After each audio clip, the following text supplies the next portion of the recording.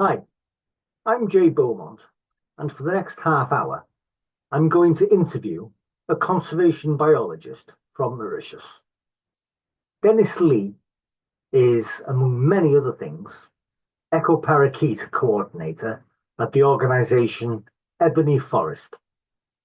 He talks to me about the reintroduction of the eco-parakeet. The eco-parakeet is a wonderful little parakeet, endemic to the island of Mauritius in the Mascarene archipelago. Time and time again on this programme, we hear conservationists talking about how research is needed on the effectiveness of the provision of artificial nest boxes to boost productivity in endangered birds.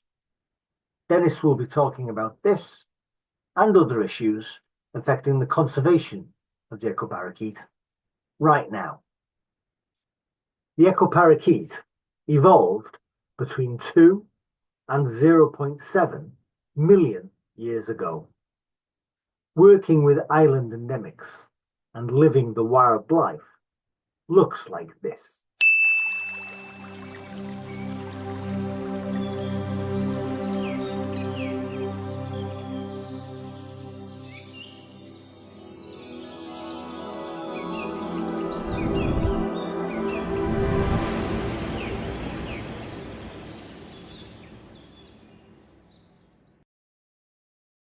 Denis, what do you do? Well, I am a conservationist, and my job is to save endangered species here in Mauritius, such as the echo parakeet and the Mauritius kestrels. And where I'm working right now, we also do forest restoration. We restore forest ecosystems, so it's a more holistic approach now. Wow. So are you working with the famous island endemics of Mauritius, the kestrel, pink pigeon as well, and the parakeet? Yes, well, we work on. I work on lots of different species. When I first started my career in conservation, I was in a different NGO, and we were more fishy species focused. I started on the pink pigeons, and then moved to kestrels.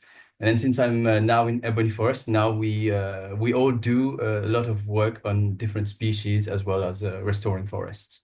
Kind of because of my previous experience with the pink pigeons and mostly the Mauritius kestrels, I was put in charge of the Mauritius kestrel project and as well as the eco parakeets. But we do all help each other on all projects. What's been the happiest moment in your career? Well, I would say it was my first successful hen rearing of the Mauritius kestrels because back in 2016. We had to do a population reinforcement for one of the subpopulations found in Belom in the national park. And as the population was going down, we had to harvest eggs from the eastern population, bring them into captivity, do the artificial incubation, the hen rearing, and then the releases there at the site. And the Mauritius kestrel being my first interest in conservation, that was my first species of interest. Yeah, that got me really, really happy to work on it. I'd been waiting for years to work on this species and to actually do these releases. I'd say that was one of the happiest moments of my career.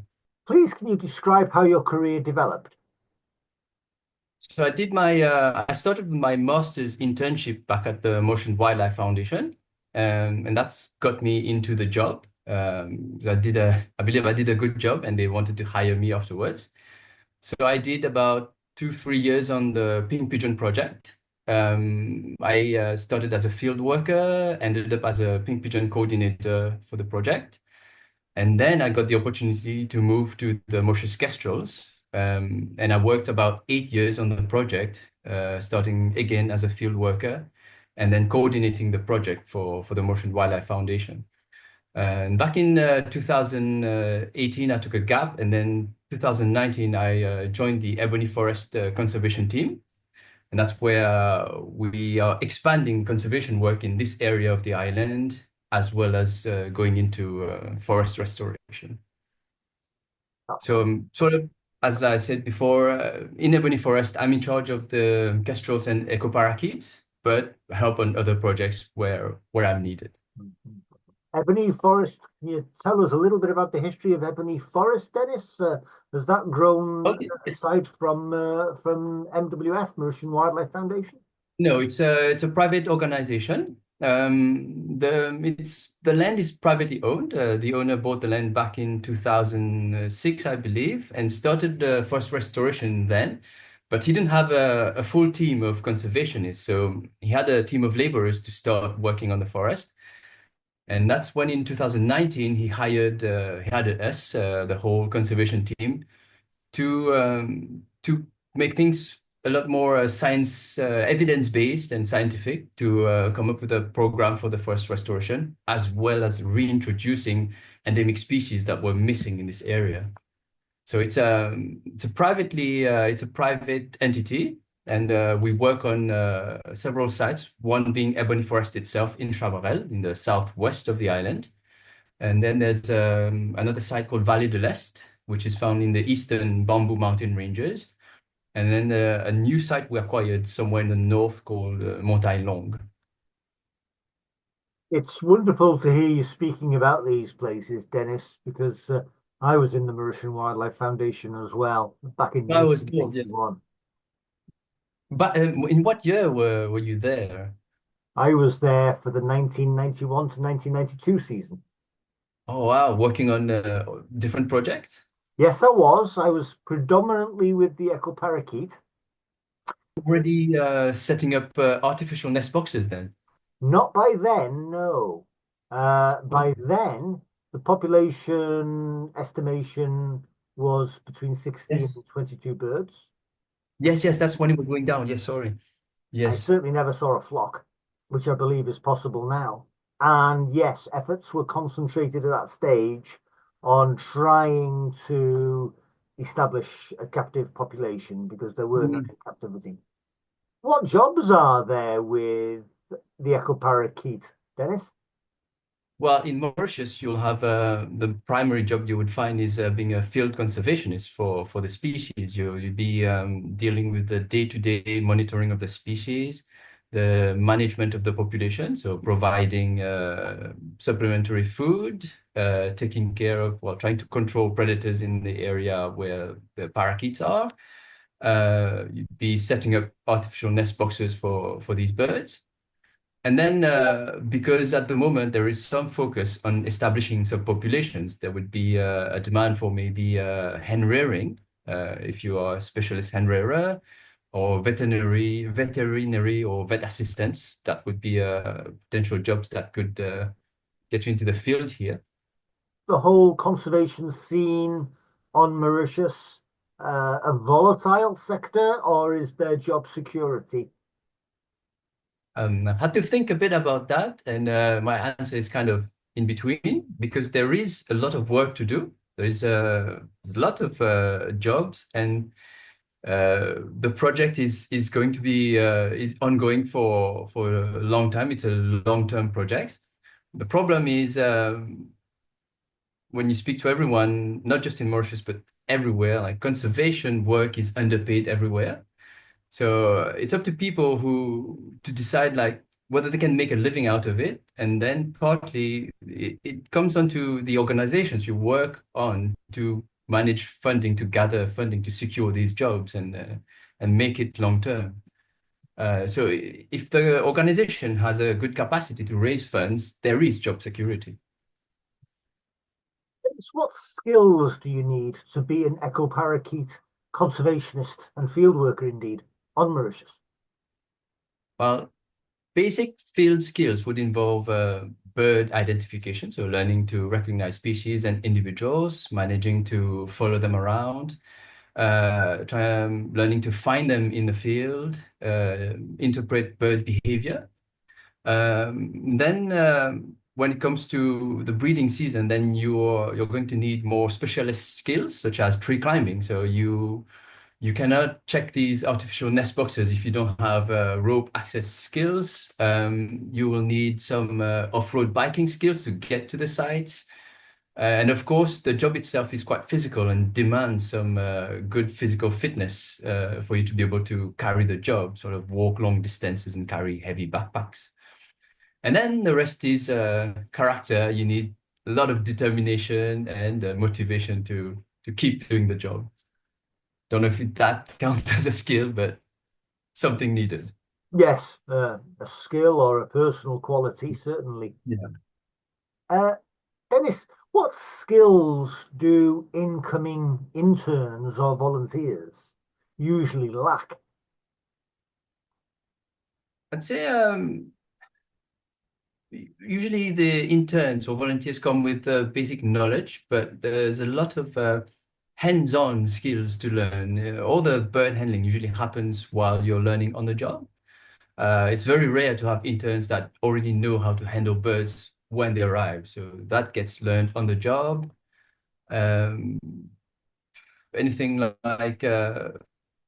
like building nest boxes for these birds. Like during the off season, part of the job is to do maintenance on these nest boxes or even build them for you to use later on in the season. So some DIY skill is passed on here in the field, for example.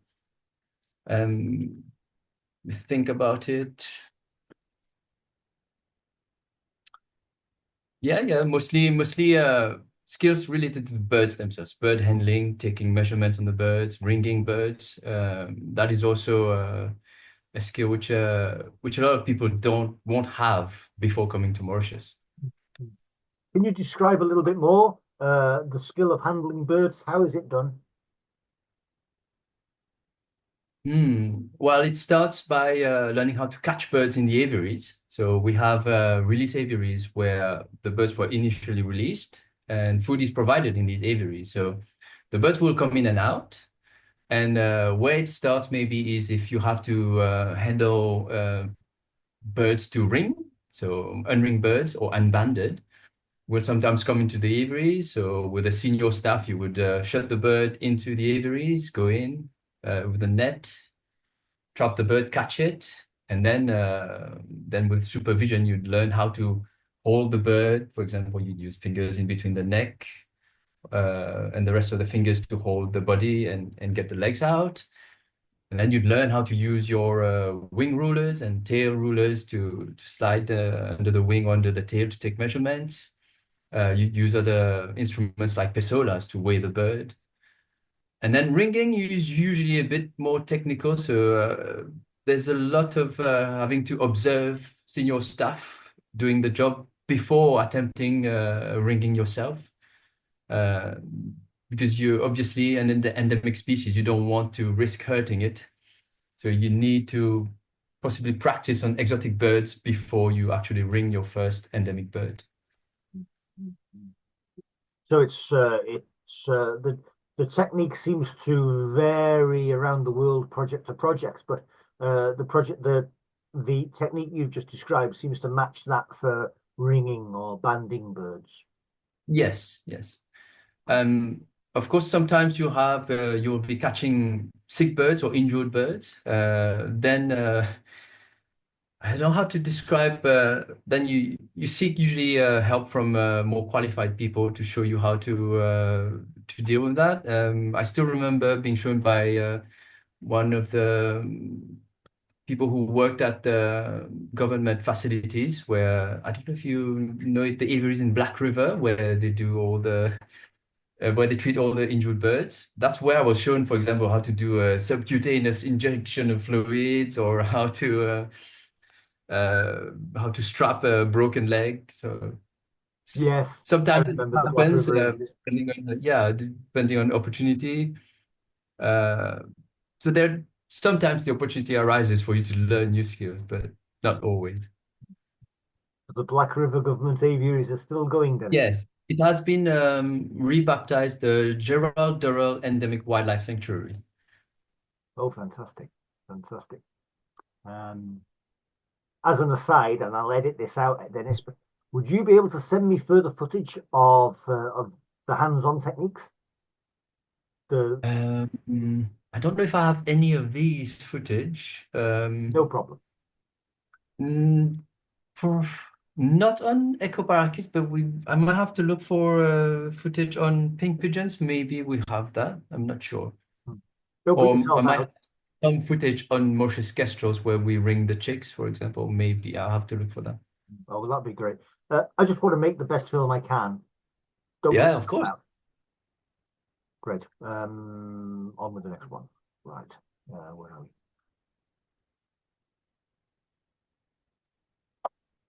Dennis, how can new entrants into wildlife science develop the skills that they lack? Well, as soon as they come into an organization here, they would be assigned to a team, and usually you'd be coached or trained by a staff here, senior staff, and they would show you the ropes. There, as mentioned before, there's going to be a lot of observation at first, while the staff is explaining how to do things before being usually introduced to these techniques on exotic birds, because then you limit the risks of hurting any bird. Of course, you don't want to hurt an exotic bird on purpose, but if it happens by accident, then you're not hurting a rare endemic bird. And then once you've practiced enough on an exotic species, then under supervision, you'd get to try your skills on the endemic birds themselves. That's really interesting. Um, Dennis, how would you describe echo parakeet conservation in Mauritius today? Well, we've moved a long way from where you left back in the 90s. So the species went down to a critical level. And up to now, then it has shot up back because there was a lot of intensive management practices, including hen rearing, captive breeding, and releases. Today, official numbers vary around 700 to 800 birds for the whole population, okay? But that's including all non-breeding birds, including juveniles and all. So the step we're at now, right now, is to actually create subpopulations, to move these birds to different parts outside of the national park, because the birds don't seem to disperse naturally by themselves too long out of, by long distances, So we have to actually take them to new areas we want them to establish and release them in these areas. The idea is also to try and limit density dependent factors that will affect them, because as the numbers grow up, they stay in the same area of the national park. They are going to be competing with each other for food, for nesting sites. You will have increased transmission of a disease like the PBFD, the Psittacine beak and feather disease.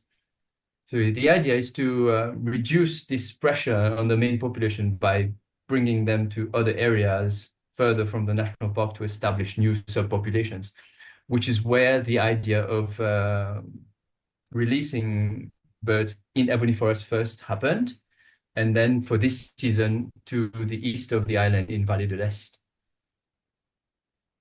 Wow, interesting, interesting. Dennis, what questions regarding echo parakeets conservation would you like to see answered in the next 10 years? Well, one of these questions is what we've just discussed, like what density-dependent factors are really affecting the population and to what degree. I don't know if it's feasible for us to actually identify that. There might be scope for PhD students, for example, to come and investigate these issues. And I think maybe one of the issues which has not been very well investigated right now is if there are factors that influence the success of breeding attempts for the echo parakeets, because of course data is collected throughout the breeding season, and you can say, okay, we've produced so many eggs, we've had so many chicks, and we'll give a percentage of hatched eggs, how many fledglings were produced. But there's no real idea yet as to what contributes to success in breeding or failure. For example, right at the start of the intensive management program, well, artificial nest boxes were used to host the parakeet pairs. And these were made of wood, right? Somewhere along the way, it's been trialed. We've trialed PVC nest boxes, artificial boxes made of PVC, to attempt to make them more durable. So this works really well. The boxes last a lot longer. But does it have an impact on the success of these breeding birds? Does it affect it positively or negatively? There's a lot of questions in this direction, for example, to research. We have 10 minutes left. I'm going to try and Okay. get through this. Are you okay to carry on if we run out of Yeah, time? yeah, yeah, no worries. I suppose you will be editing the video Correct. afterwards. Yes. Yeah. No doubt.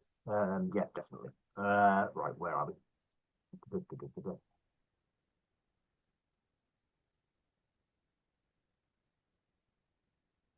Dennis, where do our knowledge gaps lie regarding echo parakeet conservation? We still have a lot to learn about the bird's dispersal behavior. For example, we've already done at Ebony Forest, we've already done 3 seasons of releases by Ebony Forest. The Motion Wildlife Foundation themselves did releases in Fernie, another place, plus Ebony Forest before that. And post-release, there's not much knowledge about how the juveniles explore, how they use the space, where they go to. So, for example, last season when we did the releases of echoes at Ebony Forest, we managed to get a grant for 10 radio transmitters to put on the birds and to try and track them down and see where they go. Well, fortunately, or for us, but not for the study, most of the birds stayed in Ebony Forest, so they were still within the vicinity of Chamarel, of Ebony Forest. So we didn't get to really understand where they went outside of Ebony Forest. And the only problem also we had with this study was that radio transmitters and radio trackers, old school, is getting really outdated in terms of technique. It's really hard for one person to go out and track and really get accurate results for this kind of study. And maybe other knowledge gaps where we'd like to fill in is better management practices. What will make the project run better? How to improve nest boxes? How to improve feeding? What will make the birds stay at a site, establish at a site, and not make them go away and just disperse permanently? These kind of knowledge.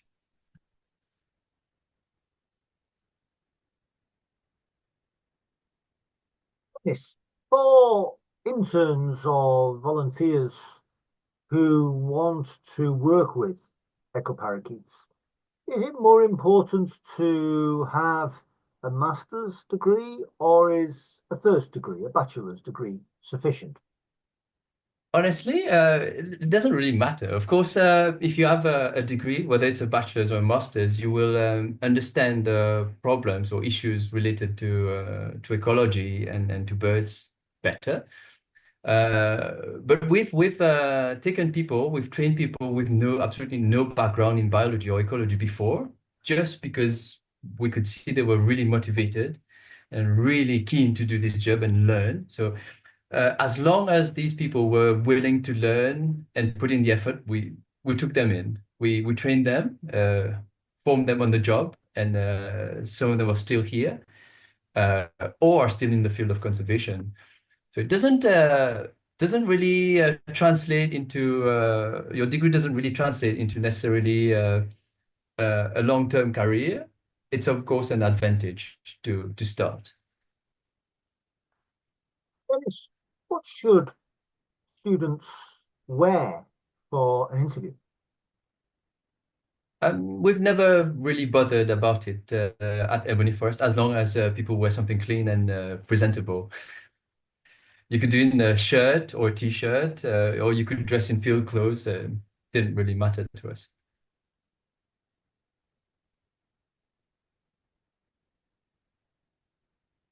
Dennis, what would be good questions that candidates can ask at interview?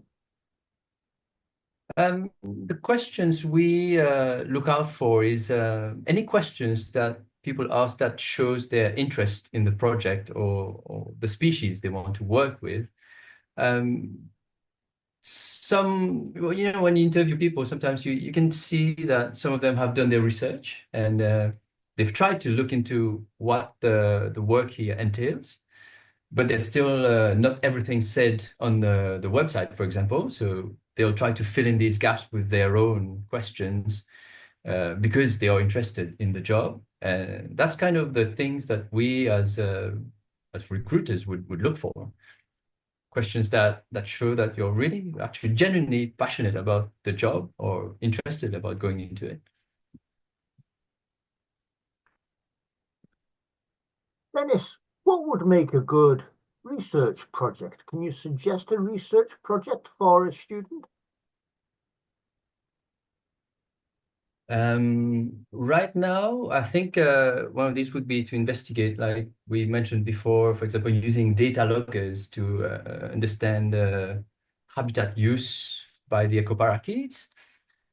You could also do a comparative study where you'd see, for example, different artificial nest boxes, like what is the difference inside the nest boxes when the birds are breeding?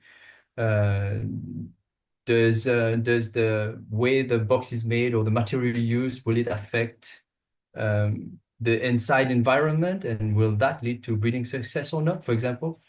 But it's a bit hard to do since most of these artificial boxes have now been switched from wood to PVC. That should have been done way before, actually. But there is still scope in that area, for example, to look for a research topic, for example. Is there any advice that you'd like to add? For students, you mean looking for an internship? Yes. Yeah, like do some research on the project before you interview. Look for papers, look for documentation, try to read about the project, what happened before, what's happening right now. And in terms of skills, maybe look for opportunities to develop some field skills. For example, doing some bird observation, learn some hands-on skills. But that would imply like finding somewhere in your country that would be willing first to give you that kind of experience. Right.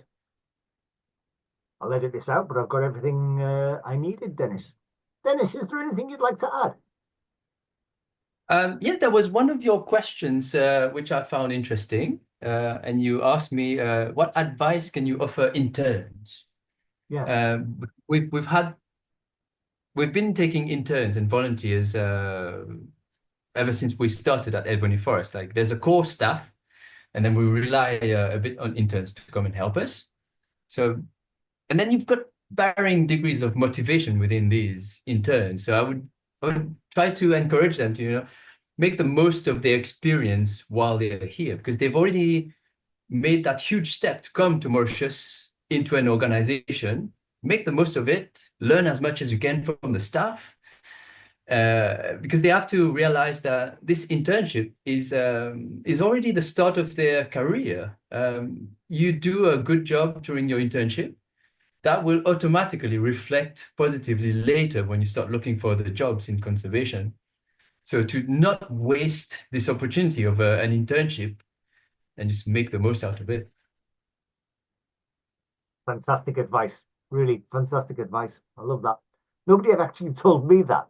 But, I definitely did make the most of my time there. It marked me. Yes. So did I. Yes. Dennis, you are a conservation biologist with the organization Ebony Forest on Mauritius, working with some of the most endangered animals and plants and ecosystems in the world. Thank you so much for being on the Practical Animal Channel. Thank you, John, for giving me this opportunity, because we always at Ebony Forest look for these kinds of opportunities, because raising awareness is part of our mission. And well, we here don't have these skills or this kind of the time necessary to make our own YouTube channel. So when people reach out to us for these kinds of opportunities, we really welcome it. Thank you, Dennis. Thank you, John.